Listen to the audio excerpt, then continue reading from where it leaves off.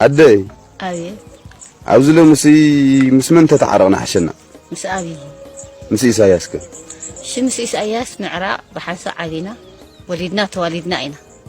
أبزأوا نزي أجي كبير حزن كبير نبعات أكل معنا عننا دكنا بخار عند تحارد حلفنا إنا زي أخن حلفن كلنا إتنا يقدم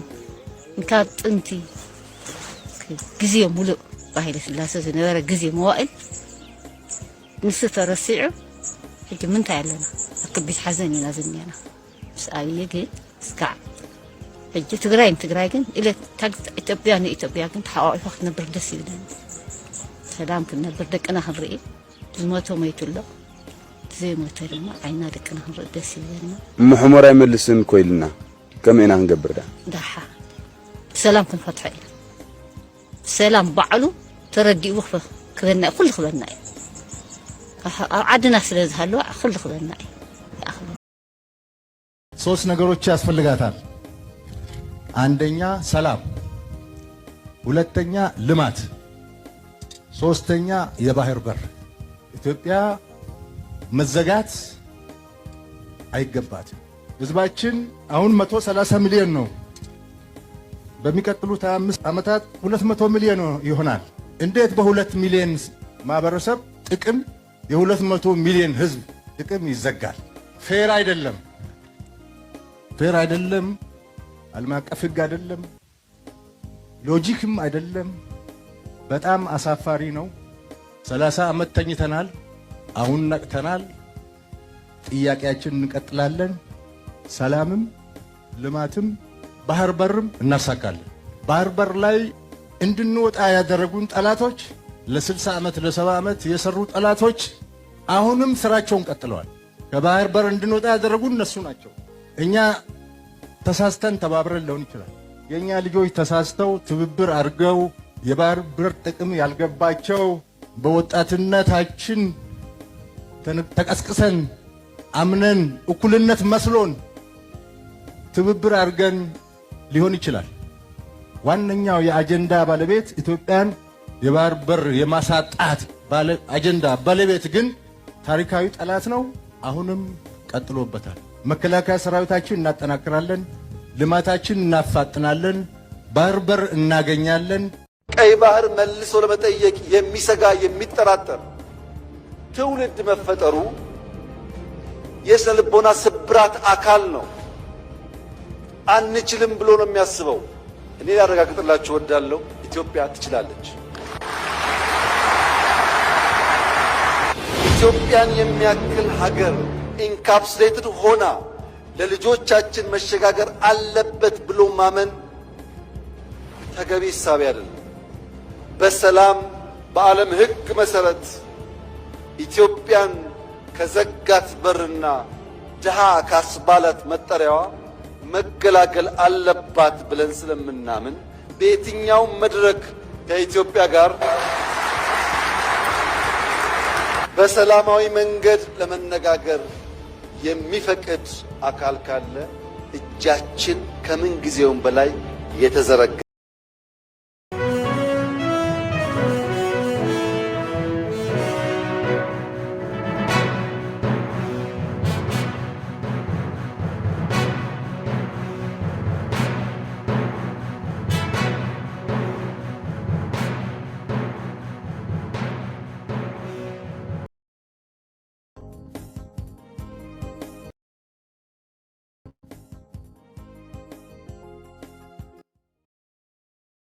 سلام سلام كبرات تخاتلت التي بخمي ጸኒሕኩም ተመሊስና መጺናኩም ኣለና ያ ናይሎም መደብና ብዛዕባቲ ኣብ ሓራ መሬት ትግራይ ዘሎ ምዕባሌታት ክኸውን እዩ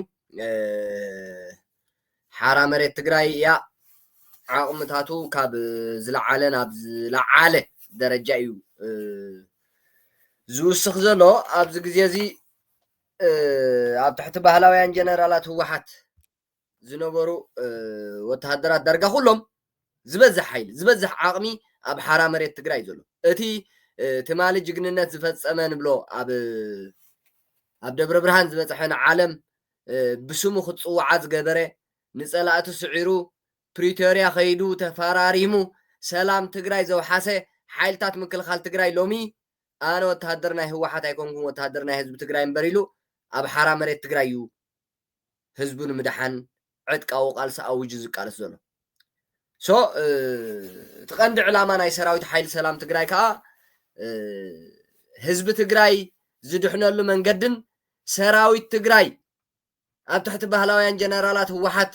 ወተሃደር ናይ ሓደ ጉጅለ ወተሃደር ናይ ዓማፂ ጉጅለ ወተሃደር ናይ ልኡኽ ሻዕብያ ዝኾነ ጉጅለ ኮይኑ ህይወቱ ንኸይጠፍእ ንዕኡ ንምድሓን እዚኣ እዩ ክገብር ፀኒሑ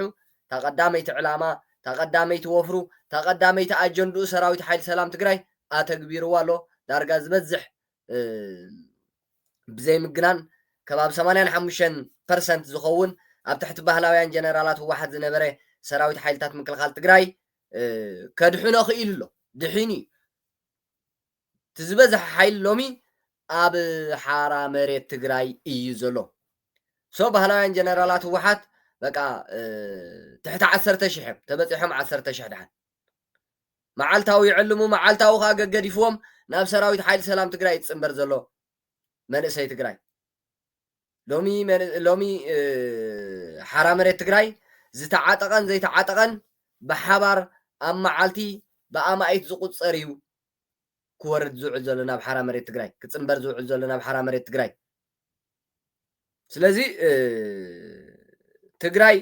ወላ ደኣ ትፅምዶ ስቑኢሉ ዝቕፅልን ዘይቅፅልን ይምሰል እምበር መወዳእታ ሻዕብያ ወላ እውን ፅምዶ እንተዘይ ፅቡቅ ገይሮም እንተዘይተላኢኾሞ ብጉዳይ ፅምዶ መራሕቲ ህወሓት እቲ ኩናት ክውልዑ መታን ንዕኦም ክበልዖም ናይ ግድን እዩ ክውልዖ ኢሳያስ ትፈልጥዎ ኢኹም ውዕል ፕሪቶርያ በቃ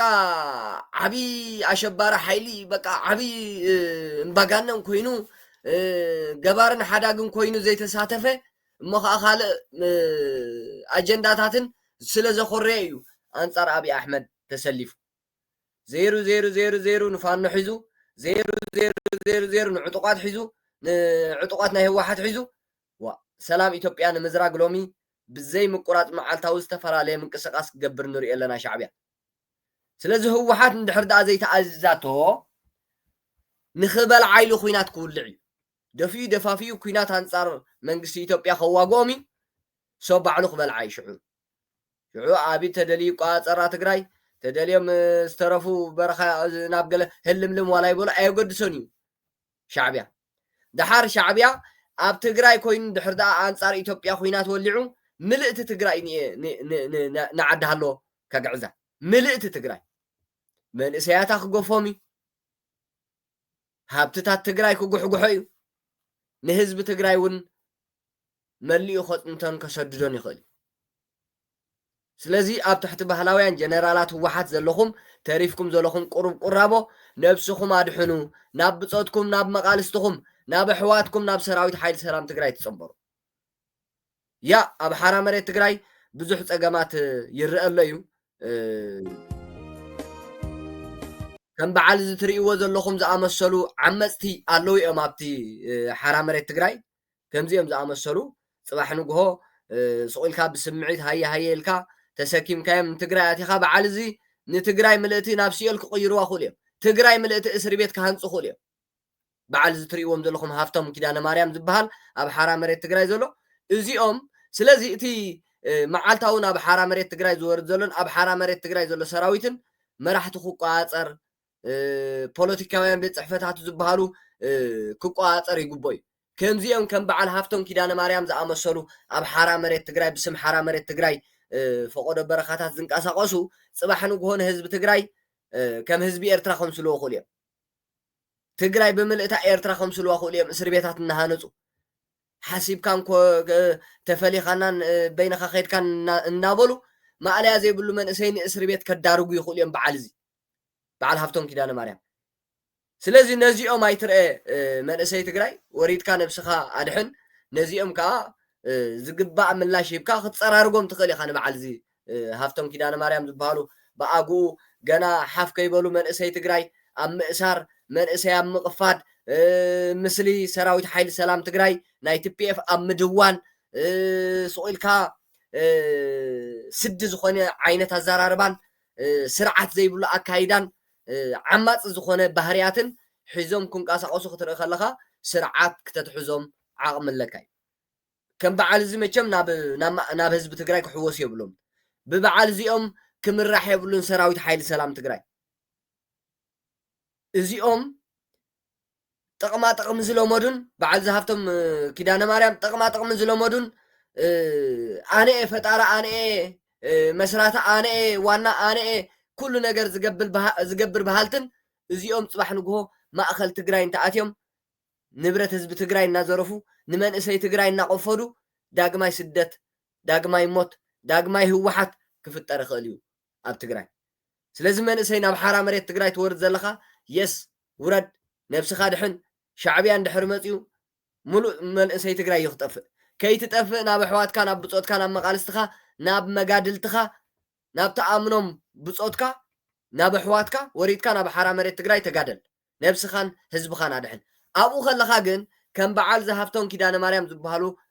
ጨካናት ዝኾኑ መዓልታዊ መንእሰይ ኣብ ምእሳር መዓልታዊ መንእሰይ ኣብ ምብታን መዓልታዊ ስም ሰራዊት ሓይሊ ሰላም ትግራይ ኣብ ምድዋን ዘይስሙ ኣብ ምሃብ ተፀሚዶም ዘለዉ ከዓ ስርዓት ክትሕዞም ክትግደድ ኢኻ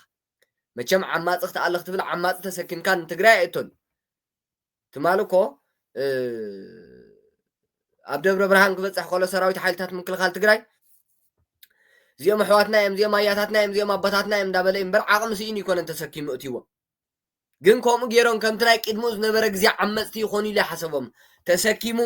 ክቡር መስዋዕቲ ከፊል ተንከባኺቡ መቐለብ ፅሕዎም ትግራይ ብምልእቲ ሲኦል ገይሮማ ትግራይ ብምልእታ ምድረ በዳ ገይሮማ ትግራይ ብምልእታ እስር ቤት ሃኒፆም ትግራይ ብምልእታ ደም ንደም ገይሮማ በዓል ኣብ ተፈታዊ ሓገዝ ረኺቡ ዘሎ ካሜራማን ሲ በቃ ጆኖሳይድ ናይ ትግራይ መፅናዕቲ ገይሩ ስንድ ዝነበረ ህወሓት ምስጢር ከይወፅእ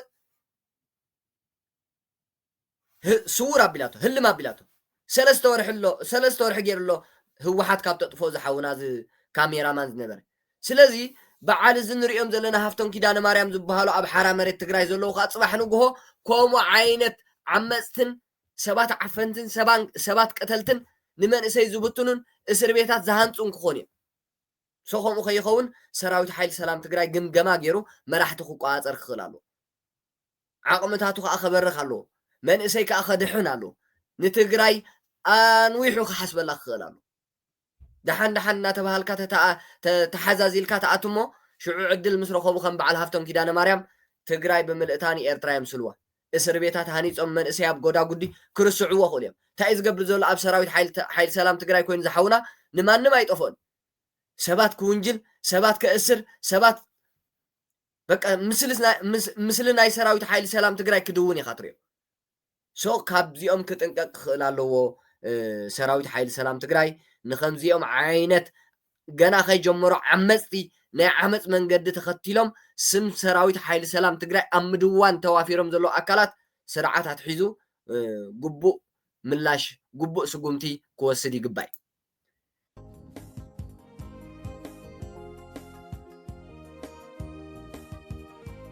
እምበር ረኣይዎ ሰራዊት ሓይሊ ሰላም ትግራይ ካብ ሓሙሽተ ዘይሓልፍ ዝነበረ ቁፅሩ ሎሚ ግንባር ኣብ ልዕሊ ግንባር ኮይኑ እቲ ብምልኡ ህወሓትን ሻዕብያን ኢትዮጵያ ንምውራር ክሳምዑ ከለዉ መፈንቀለ መንግስቲ ናይ ትግራይ ከካይዱ ከለዉ ስምምዕ ክገብሩ ከለዉ ቃል ኪዳን ክተኣታተው ከለዉ ሰራዊት ሓይልታት ምክልኻል ትግራይ ወይ ከዓ እቲ ህወሓት ዝቋፀሮ ሰራዊት ዝነበረ ከባቢ 150,000 ዝኾኑ ሰራዊት እዩ ነይሩ ሰራዊት ሓይሊ ሰላም ትግራይ ግን ንጹር ዕላማ ሒዙ ንጹር ዕላማን ንጹር ሓሳብን ሒዙ ሓሙሽተ ኮይኑ ተመስሪቱ ሎሚ ልዕሊ 5 ግንባራት በፂሑ ንሪኦ ኣለና ብምሉእ እቲ ኣብ ትሕቲ ባህላውያን ጀነራላት ህወሓት ዝነበረ ሰራዊት ንህለኩም ጠራሪፉ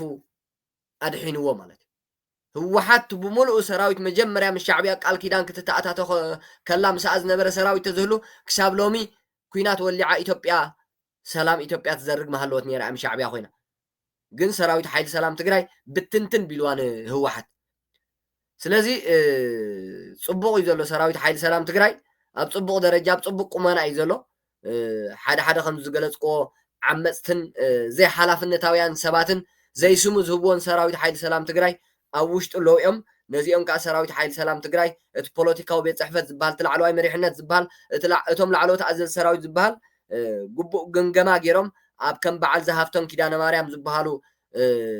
ፋሉል ዓይነት ኣካይዳ ዝኸዱ ሰብኣውነት ዘይብሎም ጨካናት ከይጀመሩ ከይሓየሉ ገና ብንግሁ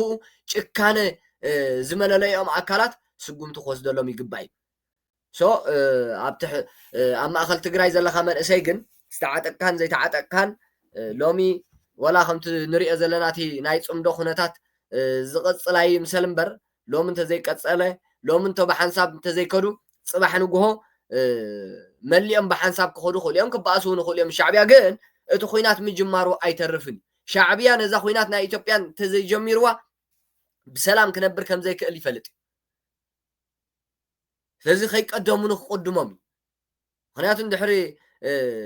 ነዛ ኩናት ከይጀመረ እንድሕሪ ስቂሉ ኸይዱ ህወሓት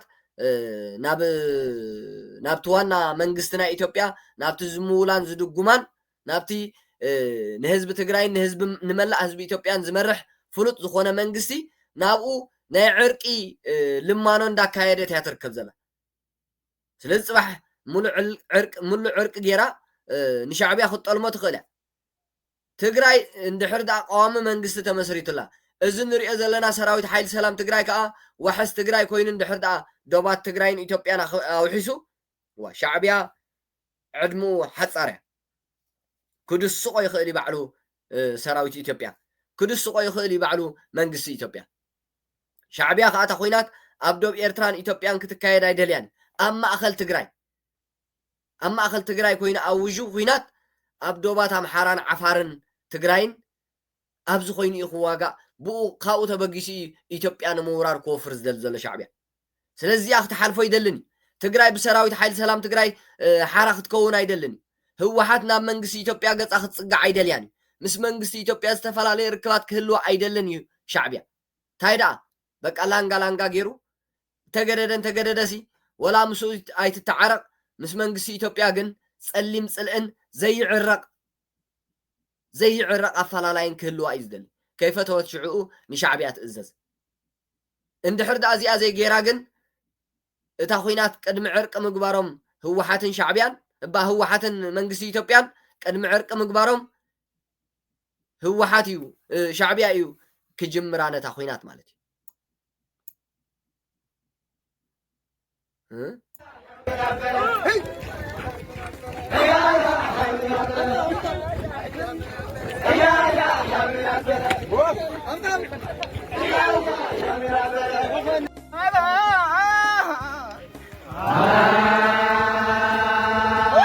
ያ ሰራዊት ሓይሊ ሰላም ትግራይ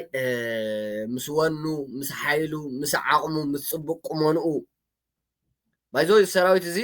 ከም ስቑኢሉ ዝተፈጥረ ሰራዊት ኣይኮነን ትትማሊ ደብረ ብርሃን በፂሑ ታሪክ ዝሰርሐ ትትማሊ ካብ ቆላታት ተንቤን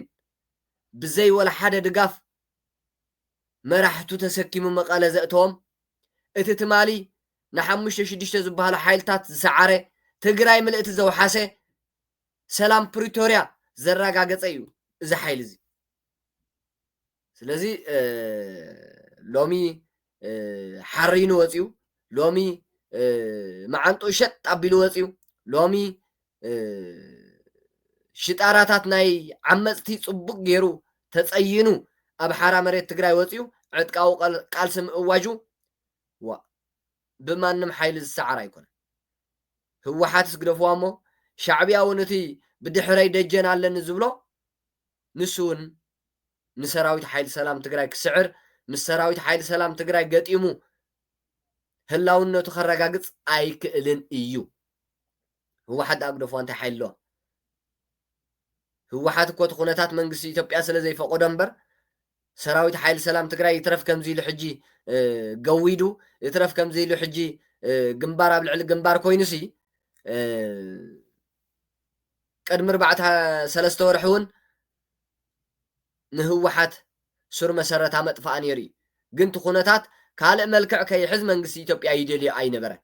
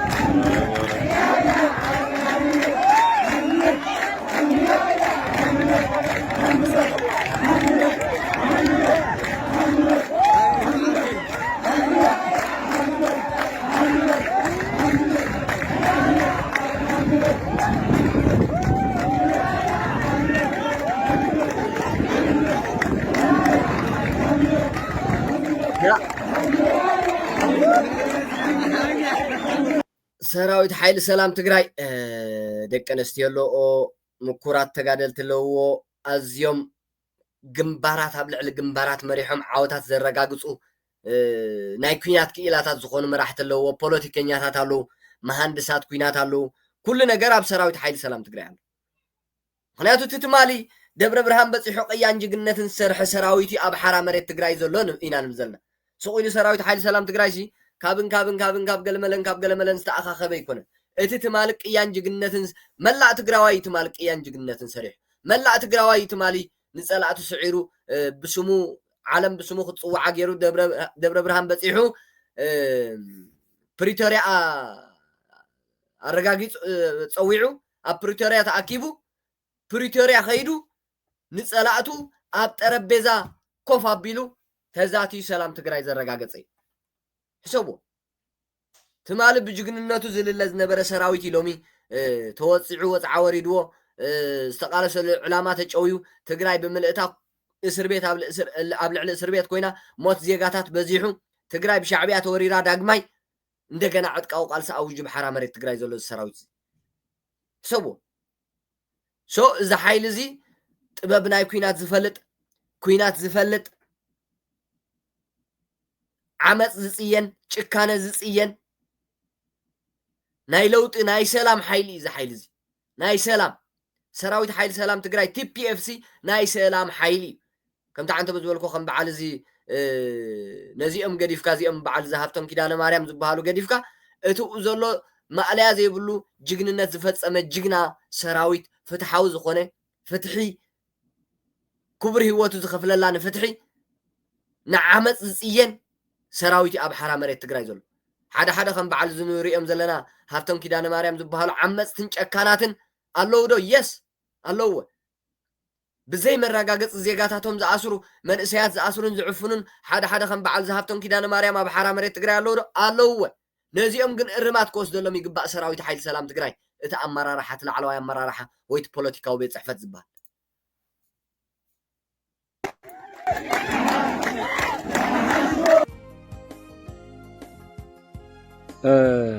ናይ ባዕልኻ ምግባር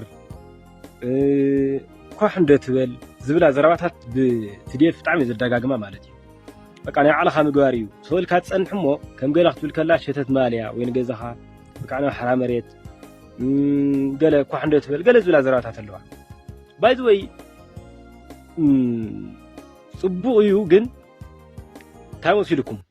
ብጣዕሚ ክሽውድኹም እውን ተፀኒሑም ኣነ ርግፀኛ ኮይነ ማለት ድሓር ትዝክሩን ኢኹም ፍላይ እታ ዘረባ እዚኣ ዝሰምዕዋ እንተሃለኹም ማለት እዩ ኣብኡ እንተበፂሕኻ ኮይኑዋ ጅምር ምስ በለት ክትታለል ኢኻ ድሓር እንተስ ተሞትካ ኣለኻ እንተቆሲልካ ወይ ከዓ ከም ገሌልካ ብሂወት ተተሪፍካ ድሕሪ ዝተወሰነ ዓማውቲ ትውግም ሰቋርፂ ይኽርደካ ቅድሚ ሕጂ ከምኡ እናተታለልና ስለ ዝነበርና ማለት እዩ ስለዚ ኣብኡ ምፅናሕ ኢዶም ተፀኒሕኻ ንኸታለሉኻ ዓብዪ ዕድል ኢኻ ትቦም ዘለኻ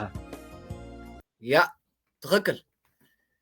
ሰላም ክኸውን እዩ ኩናት እንድሕር ኮይኑ ዳሓንሰ ስረና ክንረአና ወይ ከዓ ክንዕረቕ ኢና ከምዝን ሻዕብያን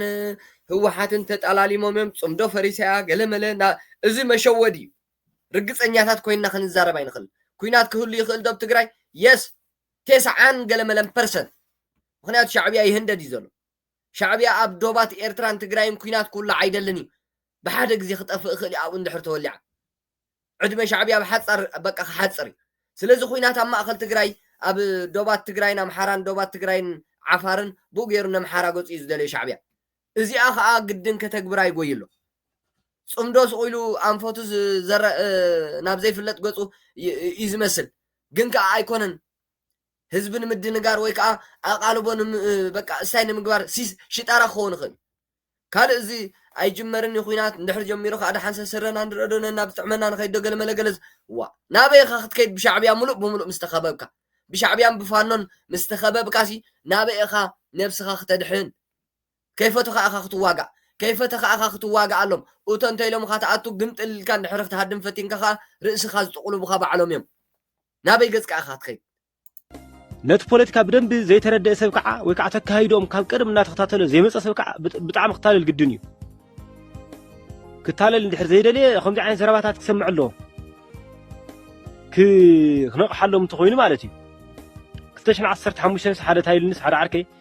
دقيم هذا تقرأت بقى أنا أوجع أي ملسني عماري رأيو نقحلهم يو أطفيهم ويم بتعمل جفاع الوميلني نويله نمن تايل تجاي أخذ اللخا كم دليتهم جيرم جلاويتهم يشودوا ويميله مغنياتو حدا حذكت تايكون نزواجو نيش تعرفت هو يميله إيه كاب كتشن عصرت حمشتن كندا يجرنا لنا خلته 3 عامات يجرنا لنا تحزو نوقل دارو له دحر خلته 3 عامات مغنياتو نيش تايك نخرسها سعت هزو مالتي كم يوم جورو كاوخا خالي حدش بروباغندا بقى زين تزوز من قال كتالو كم جرمهم كتالو مغنياتو ما حور لهم كادرات لمعت وجل قال سنسلت لهم ميديا لهم عاو بيلم قال بيلم شورو ويم يولا نيره لك خما خا تخون لا معناته مغنياتو بزح ዝተናገረ ሰብ ኣሎ ስቲል ብዙሕ ዝተናገረ ኣሎ ምክንያቱ እንድሕር ዕድል ሂብካዮም ብጣዕሚ እዮም መታለልቲ እዮም እቱ ተንኮሎም ትጉርሖም ደርሆ ፅሒራ ትረኽቦ እዩ ነገር ግን ድሕር ንእሽተይ ተሓሰርካ ሰሃ ከዓ በቃ የታልኻለዉ ማለት እዩ ንእሽተይ ከምዚ ዓይነት ሓሳባት ናይ ምስማዕ ተኽእሎ እንድሕር ዘይብልካ ስልካ ብማዕዶ ትፃረፍ ናብ ኮመንት ቀዳደም እንታይ እዩ توشتو وكا زرع خمالتي تحسوي تزرعوا كعد صحفتين بكان حلفك صح نقول جن نعخا أتا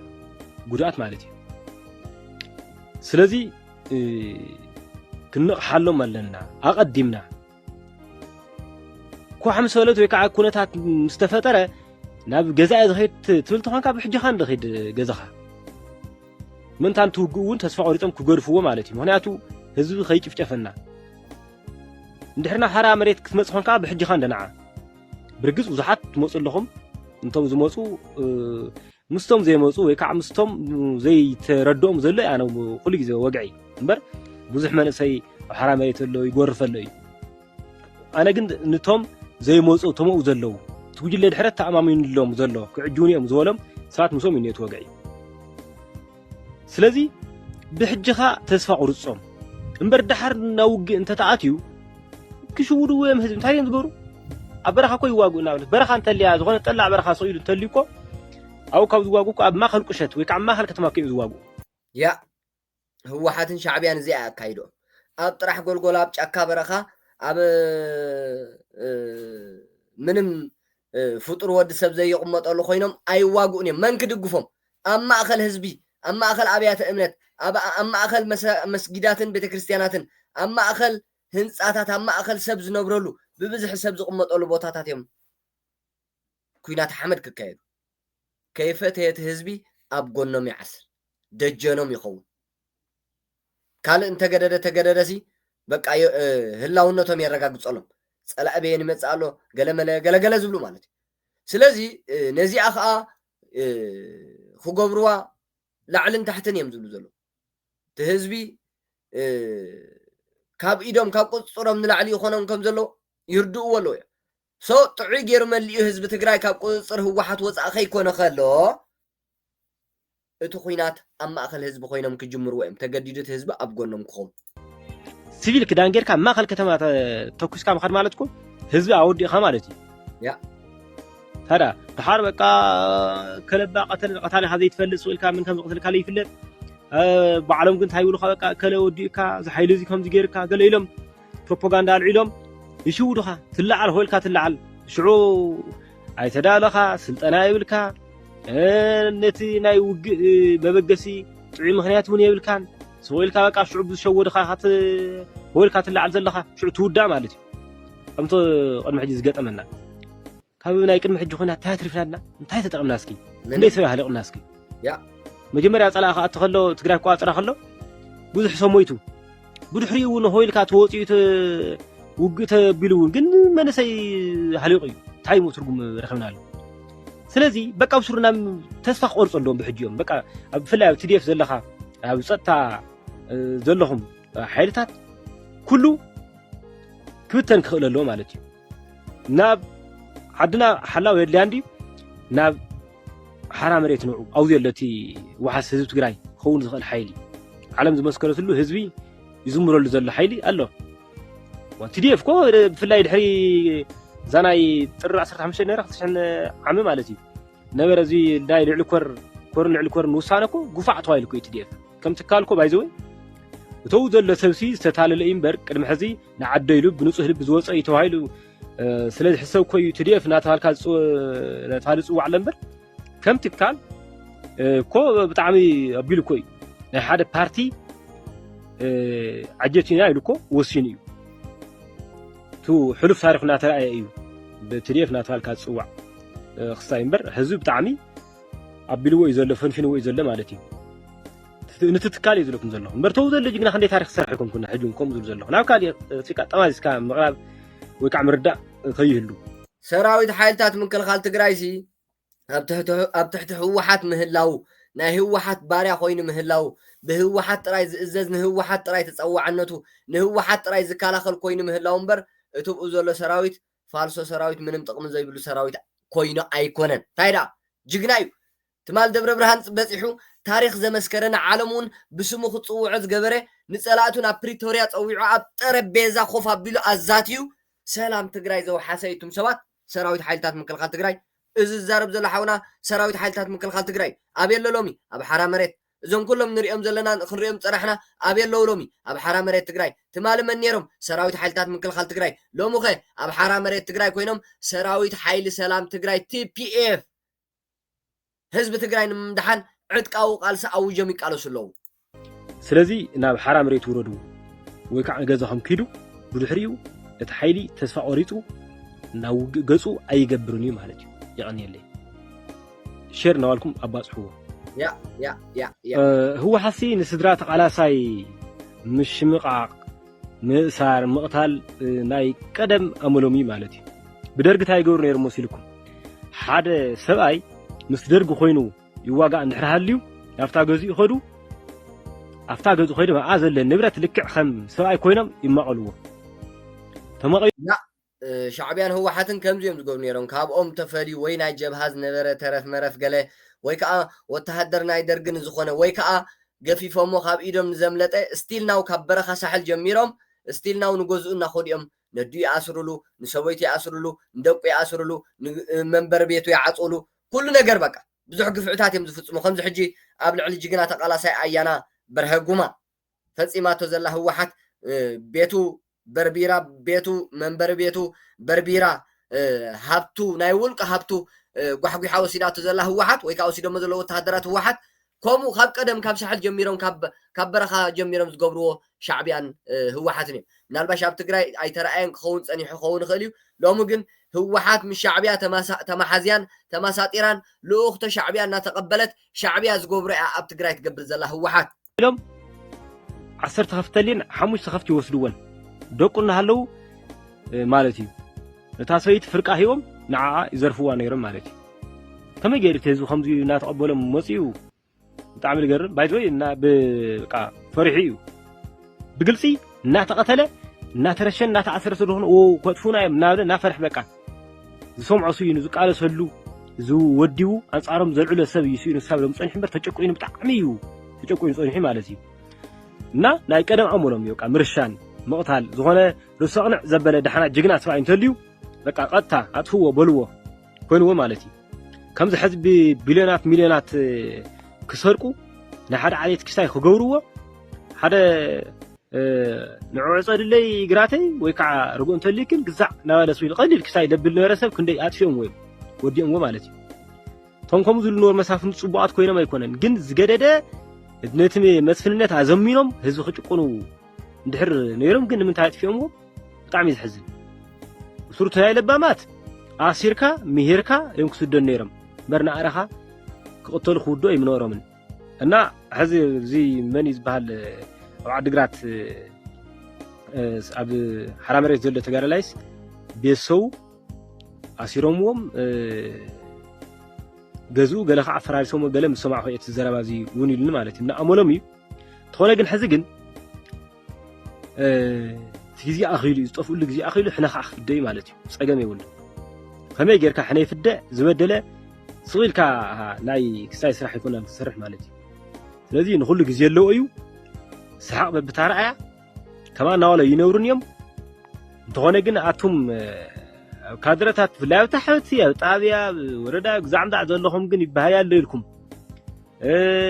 ኮምዚያ ተባሃለ ኢልኩም ተውትድልኹም ግን አግባብ ተትገብሩ ማለት እዩ ጽባሕ ብፍላይቶም ጉጅለ ልሕረቶም ዓበይቲ ማለት እዩ እሳቶም ንሳሓል ገሪፎም ክኸዲዮም ንሳሓትኩም ደቀይ ወደመን ከዕብየለይ ግዛዕምዳ ናወል ጎተት ናልኩም ወትርከው ኢኹም ማለት እዩ ስለዚ ሕጂ ህዝቢ ትብድሉ እንድሕር ሃሊኹም ሕዚ ሕጊ ትጥሕሱ እንድሕር ሃሊኹም ግን ጽባሕ ንግሆ ክትሕተት ኢኹም ብሕጊ ትሕተቱ ስለ ዝኾንኩም ብሕጅኹም ጥንቃቐ ክትገብሩ ይምዕድ ማለት እዩ ይቐኒየለይ ያ እሺ ስመይ ተገላላይ ባህረ ነጋሽ ይባሃል ናይ አርሚ 44 በጀት ምምሕዳር ሓላፊ የመራሕቲ አርሚ ካብ 2013 ሰነ ወርሒ ጀሚሩ እስከ መጨረሻ ናብ ሓራ መሬት ክሳብ ዝወርድ ያው ኣብቲ ጠንካራ ዝበሃል ናይ TDF ሓይሊ ኣብ ሰዓት እዚ ባላሽ ተልእኾ ህዝባውነት ረሲዑ ተልእኾ ናይ ሓደ ውድብ ህወሓት ወይ ናይ ሓደ ፅንፈኛ ጉጅለ ዝኾነ ኣብኣቶም እየ ነይረ ማለት እዩ እቲ ሰዓት ግን ጀጋኑ ነርና ካብቶም ጀጋኑ ሓደ ባዕለይ ሓደ ጀግና እየ ነይረ ማለት እዩ ካብቶም ጀጋኑ ጀግና እየ ካብቶም ሰዓት ነበሩ ናይ TDF ጀጋኑ ሓደ ጀግና እየ ነይረ ማለት ይከኣል እዩ እና እንታይ ክብል ደልየ ህዝብና ላይ ትረድኦ ነገር ሓደ ነገር ነው ሱል ሃምባርነት ገርዶ ወስደ ማለት ነው በቃ ዶሚናንት አው ነው ሶምስ ሱል በቃ አው ደሞ ምትዘርአ ነገር ሓደ ሕማቅ ቫይረስ ነው ኣብ ትግራይ ውሽጥ ውድ ህወሓት ማለት ህዝባ ውድብ ይሉ ልወስድ ሰብ ተሃልዩ ትጋገየ ጥራሕቲ የሆነስ ለሐመመ እዩ በተለይ ብዝኸት ሰዓት ውድ ህወሓት ማለት ሓላፍነቱ ዝተወሰነ ናይ ንግዲ ማሕበር እኩ ወይ ስብስብ ናይ አጭበርበርቲ ናይ ሌባው ናይ ውሕዳት ሓላፍነቱ ዝተወሰነ ናይ ግሊ ማሕበር ናይ ንግዲ ማሕበር እዩ ህዝባ ውድብ እዩ ልብል ኣተሓሳስባ መንፈስ ልንህዎ ተሃልዩስ ካብ ከዚ ያው ናተፈጥሮ ፀገም እንህዎ ኢለ ይወስዶ ማለት እዩ እና ጠቕላላ ህዝቢ ኣነ ህዝቢ ክርድኦ ልግባእ እዚ ውድብ እዚ አቦይ አድኺሙ አደይ አድኺሙ ብዛናት ዕድመ ኢለ ብድሕሪ ኣነ ተወሊደስ ለኣነ በቃ አድኺሙስ ላብ ደቀይ ካሻጋገረሉ እቲ ቫይረስስ ላብ ደቀይ ክሻጋገረሉ ዕድል ይትፈጥሩ ማለት እዩ ኣነ ግን እዚ ዕድል እዚ ካሻ ላብ ደቀይ እዚ ቫይረስ ሊ በኣነ ካብቅዕ ነው ላብ ደቀይ ክሓልፍ ይውል እዚ ቫይረስ ማለት እዩ ስለዚ እዚ ውድብ እዚ ህዝባ ውድብ ሓምለ የሆነ 100% ማንም ትግራዋይ ክፈልጦይ ካግልሎይ ካወግዶ ይግባእ ማለት እዩ እዚ ውድብ እዚ ጭራሽ ኩሉ ግዜ ህዝባ ውድብ እንደኾይኑ ህዝቢ ዕሸላት ወጣታት ላሞት ልዳርገሉ መድረኽ ወይ ላሞት ኮነ መፍትሒ ካምፀሉ ልኽእል ዕድል ደይብሉ ኩሉ ግዜ ብጦርነት ለኣምን ናይ ደቂ ሰባት ናይ ተጋሩ ደም ምፍሳስ ናይ ተጋሩ መቕሰልቲ ናይ ተጋሩ ችግር ደይስምዖ ምንም ዓይነት ሕርኽ ኣው ነውሱ ምንም ዓይነት ሕርኽ ልብል ነገር ደይብሉ ጭራሽ ናይ ሰብ መንፈስ ደይብሎም እኩባት ምዃኖም ኣነ ካረጋግፅ ደሊ ማለት እዩ ካብኡ እንታይ እዩ ብተወሳኺ ለለ እቲ ዝገርመካሲ እቲ ምልክቶምስ ንህብ ማለት እኮ መዓርያ ትህብ ጥዑም ነገር ማለት ካብ ዓለምና እቲ ልጣዓመ መዓዛ እቲ ልጣዓመ ምግቢ ትህብ ንህብ ለታ ንህብ ምስያሙ የሚል ክሕፍረካ ለለ ማለት እዩ ናዚኣቶም ስያሜ እዚ ስያሜ እዚ ኣይግብኦም ይፍር እዚኦም ሰባት ዘለ እንታይ ይመስለካ ልግብኦም እዚኦም እንታይ ንብልዎ ጭንጫ ይንብሎ በዓድና ብራያ ኣከባቢ ዝንቢ ወር ሃንቀላ ይብልዎ ብቲ ማእኸል ትግራይ እንሆ ኣሕዋትና ለ ማለት እዩ እዚኦም እቲ ኣብ ሽንቲ ቤት ልውዕል ጉርፍጣት ስለዝኾኑ ማለት እዩ እቲ ኣብ ሽንቲ ቤት ልውዕል ዝንቢ ናይቱ ስም እቲ ኢቭን ስያሜኦምሲ እቲ ኣርምኦምሲ እቲ ኣብ ሽንቲ ቤት ልውዕል ዝንቢ ጉርፍጥ ዝንቢ ክኾን ልግብኦም እዚኣቶምስ ንህብ ኣይግብኦም ንህብ ሎ ምስያሞምሲ መሕፈር እዩ መሕፈሮ ማለት እዩ እና ህዝቢ ክግንዘብ ብደንብ ክርዳእ ይግባል እዞም ሰባት ዛቶም ኢቭን ምሁር ጠል مهور لتصلق بقى مخنياتو مهور تأتي في تودب مفتح كامتسيو صبو مفتحتات كامتسيو نهيزي منتاليتي تغيري نوطات ገጽታ تغيري عد كلوتي አይደል ይወስኑት بتاع نوعلاتهم ساينس لأرجت expired data لحلفت ساينس زحيزم إذا بدن بقلم لي قطرسه قلنا لا دقفوا لا تاللو لا تشورورو همنا قال همزيلو قراي مزقاي تيرئي لون كاقلقل لقوروهم اكوات ودبات even والاتهم حد بيوردو بيتاويو لنهوناتاتهم اوالات توعلو سي سولم بساتم نايته هو حد ودب أبالات هوني نايته هو حتى الأختي ترح أنا حدا نجار personality نوع علي personality أما لها خطأ دواو زمان وده هو حد even بتوم ناي وده هو حد إنفنيا تيم أم تقرأ أقوى صور كندا even فرقي كان 105% أي هو لم تعمل هو ولا مثلك تقرأ إنتي هو لو خمس حدا ناتاتهم لو خسل لهم أي بقوم سنكينا لو هنا ناتقرأ personality لو هاولنا يو لتوم ناتاتهم لو أخت لأتاتهم من إشتي لو حنخ سل الوول لو سل الحفرو لو أخت إنه إحنا لو خمس ساعات إنه هنا السمكر كيولم بمالين به هم تقرأ إنه سر دوا وزوات أغلى بتلي دوا وزوان أنا أفتح النور لا ما أو خليك هاو كله خلي أفتح النور لا دوا وزوان هم تقرأ إنه تلس أقوى الخير بسرعة إحنا تقرأ ساتم تقرأ هنا إننا نأمن لا تمام صوري تقرأ أوراياي لو أخت تقرأ حزو لقعت أوراياي والأفتح النور لا الروح وإلا أو خلي بوتها يلي مالتها خلي سلازي تأكل دلي بعدك إزوم سواد زاتهم بسرعة زوده واحد بس بتلي بالساعات أيدلي زودلي أيدلي قتالي من المفتحي لمس ودو أيوة كل جزء بتقرلت الآن بدردر دي أمن كموت كادحنا كاديخ ودو هاي خطوة هاي قبرة سلازي أنا نعمت أرش عمل أختي بتلي تقادل تديف جانا حواتنا أو تديف للهم كله خز أو تقرأي للهم كله خز احنا حواتكم حرام ريت لنا لما ريتي لها أروع كاري 100 كاري 7 كاري 500 كاري كاجني إلها لا أتحطب أي تجزأ بيزها سخا لما ريت تجزأ تخوينها لما يتارو لها تواقع عند حوينها لخد خي قالسي لما يتارو كاري عند حوين بتي قالس خي لك 100 دقبأ كتغني كافتم وده هو حتلو خان حوينها بوت عمن حوينها سخا وي يوغانداوي وي نيجيرياوي أجلجاي وتعدري خمدة أجلجاي سراويته خمدة دي ناتي سراويته بتفكر بمقدار الخاي بمقص الخاي اندحي بحساب لقمة خوين فرق تجراي تتوها خال أي أخلق فرق مريت تجراي لعله هو تخيل فرق مريت تجراي تتوها خال يقبلك سلازم مريت بمقدار الخاتي خوني تاجنيسي بتفطره وهو تخيل بقى بمفتر خاص يقبلك هاي بقى زي نشاري ناي تفطره وهو تيو بمقدار حق عند خوين بمقدار خلوه عند خوينه مريت همانم أو تولد همانم فطرت همانم سب سلت ولدها إذا هذا تفطره نا تفطره هو تيجي ناتشورال ريسورس لما نبنسع يقبوي 100 كاري توخا تكلني عند بتجارة لايسن لحصول خان لخوينه نايتا 100 كاري ناتا مسرح بوتا تيخوني مسرح جنزل لتاجزع لتابيلدين لا مودي مسرح جنزل يلقى كام بي 100 كاري لخوينه ما تفطره إذا تفطره ناكزافير هو تخايز سلازم بمقدار خا تقوم كاجني أخ أيتحس نحب بمقدار خا بتقوم تحتحزن لخوينه مولو تجراي وي فرقة تجراي تواكل أخلك مغنيات بعلي هو تخيل لي سلازي أحواتي أنا كابز لابزي بزح من ناقرو نقريوناي زوم متاللتي بدون جاتهم ويزاهم بدين برئيو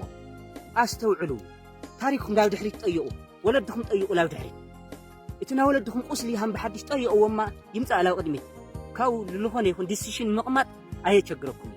لذا حواتنا كي تشجروا كابز لابز كي تشودوا كي تتاللوا أبزيز إنفرنيا بدون زخوينكم درار حو كي تكونيل زمال أختزي من الوقت حمنا عليه تحسسوا عند حقينه كتأكمل إلى حسب الذي زمال أختزي كل شيء كسمعي أفتح بارك عليه من الأختي العلف خبرتي هذا يا بتعمي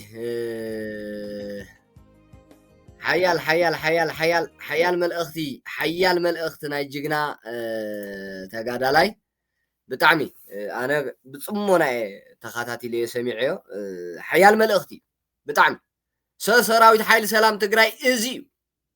إزي رايو إزي خزارب صرحي تي سراويت حيل سلام تقراي نقول نزيهم سميع خان بعد حونا سميع خا مش بعال زي هافتون كيدانا مريم زبال كتقادلو كو وردت يكو ناي وردت حساب يبلهم بعال زي هافتون كيدانا مريم زبالو سي حساب يبلهم مسبات كرادادو اي خولو رطوباتن لزوباتن زي كونو معالتاو بزغبرو خفون معالتاو بزرئيو حمصن ጭቆና ናብ ልዕሊ መንእሰይ ስም ሰራዊት ሓይል ሰላም ትግራይ ከደውን ይውዕሉ በዓል ዝሓውና ሰማዕኹሞም ዝጅግና ዝኻ ዝዛረብ ዘሎ ኸ ራእዩ ከመይ ገይሮም ንትግራይ ገልጽዋ ከመይ ገይሮም ንህወሓት ገልጽዋ ከመይ ገይሮም ንሰራዊት ሓይል ሰላም ትግራይ ይገልጽዎ ራእዩ ስለዚህ ኣፋላላይ ራእዩ ሰራዊት ሓይል ሰላም ትግራይ ካብ መዓልትና መዓልቲ ዓቕምታቱ ኣብ ዝለዓለ ደረጃ እናበረኸ እዩ ዝርከብ ኩልኹም ኣብ ትሕቲ ባህላውያን ጀነራላት ህወሓት ኣብ ትሕቲ ዝተፈላለየ ቦታታት ኮንኩም ዕድል ዝሰኣንኩም ዘለኹምን ብዝተፈላለየ ምክንያት ክሳብ ሕጂ ከይወሰንኩም ፀናሕኩም ዝተዓጠቁም ተደኣሊኹም ኮንኩም ውፁ በቃ ናብ ሓራ መሬት ትግራይ ውፁ ዕድል ዝበሃል የብልኩምን ኩናት ክጅመር ቁሩብ ሰዓታት ይስተርፈ ዘሎ ሻዕብያ ነዛ ኩናት እዚኣ እንተዘይጀሚርዋ ክነብር ከምዘይክእል ስለ ዝፈልጥ ወይ ከዓ እታ ኩናት ኣብ ዶብ ትግራይን ኤርትራን ኣብ ዶብ ኢትዮጵያን ኤርትራን ከይትኸውን ስለ ዝፈርሕ እዛ ኩናት እዚኣ ክውላዕ እዩ ደቂ ዓበይቲ ከይትውላዕ ነብስኹም ኣድሕኑ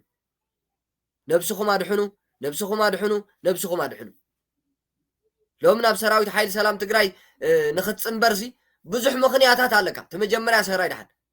ብዙሕ ምኽንያታት ኣለካ ኣብ ትግራይ ብሻዕብያ ትውረር ኣላ ትግራይ ብሻዕብያ ትድፈር ኣላ ህዝቢ ትግራይ ብሻዕብያ ይጭፍጨፍ ኣሎ ንብረት ህዝቢ ትግራይ ብሻዕብያ ይውረር ኣሎ ኣብ ትግራይ ብሻዕብያ ግፋን ማእሰርትን ምቕታልን ኣሎ ናይ ኩናት ጽምዶ ናይ ብሻዕብያ ሓያል ደወል ይህረመሉ ኣሎ ሰራዊት ኣብ ትሕቲ ባህላውያን ጀነራላት ህወሓት ምሳኻ ዝነበረ ሰራዊት ይባታተን ኣሎ ዓቕምታት ሰራዊት ሓይሊ ሰላም ትግራይ እውን ትሪኦ ኣለኻ ክሳብ መዓሲኻ ሻዕብያ ንዝውልዖ ኩናት ክትፅበ ሻዕብያ ምስ ወልዖ ኩናት ብየማንካ ሻዕብያ ብፀጋምካ ህወሓት ብጎንኻ ፋኖ መህደም ዝበሃል የብልካ ብታሕቲ ብጎንኻ ፋኖ ኣሎ ብየማንን ፀጋምን ብድሕሪትን ሻዕብያን ህወሓትን ኣለዉ ናበይ ገጽካ ክትሃድም ናበይ መዓሲኻ ነብስኻ ክትድሕን ኣይትከኣልን ያ ነብስኻ ተድሕነላ ሕጂ ሻዕብያ ጽቡቕ ገይሩ ዛ ኩነታት ከይወላዓ ከሎ ዛ ኩናት ከጀመራ ከሎ ነብስኻ ድሕንካ ናብ ሰራዊት ሓይሊ ሰላም ትግራይ ምፅምባር ኣብ ሰራዊት ሓይሊ ሰላም ትግራይ ብኸም በዓል ሃፍቶም ኪዳነ ማርያም ዝበሃሉ ናይ ውልቂ ጠቕመኛታትን ዓመፅትን ጨካናትን ሽግር ኣሎ ዶ ወሪድካ ዕርዮ ስም ሰራዊት ሓይሊ ሰላም ትግራይ ዝድውኑ ኣብ ማእኸሉ ኣለዉ ዶ ወሪድካ ዕርያ መጀመርያ ግን ናብ ሓራ መሬት ትግራይ ናብ ሰራዊት ሓይሊ ሰላም ትግራይ ወሪድካ ነብስኻ ድሕን ህዝብኻ ድሕን ኩናት ዝመፅእ ዘሎ ናይ ሻዕብያን ህወሓትን ሓንቲ ለይቲ እውን ኣይሕድረካኒ ንዓኻ ዕድልካ ፀቢብ ሽዑ እትረፍዶ ነብስኻ ክተድሕንሲ ኣንፈትካ እውን ኣይትፈልጥን ኢኻ ሽዑ ስለዚ እዚ ነይሩ ናይ ሎም መደበይ ክቡራት ተኸታተልቲ ሎ ቲቪ ክሳብ ናይ መወዳእታ መደበይ ብሓንሳብ ምሳይ ስለ ፀናሕኩም ካብ ልቢ ኣመስጊነ ዓወት ንሰራዊት ሓይሊ ሰላም ትግራይ ሓራ መሬት ትግራይ ዓወት ንግንባር ህዝባዊ ማዕበል ብርጌድ ንሓመዱ ሰላም ንህዝቢ ኤርትራ ንህዝቢ ትግራይ ንህዝቢ ኢትዮጵያ ደሓን ፅንሑ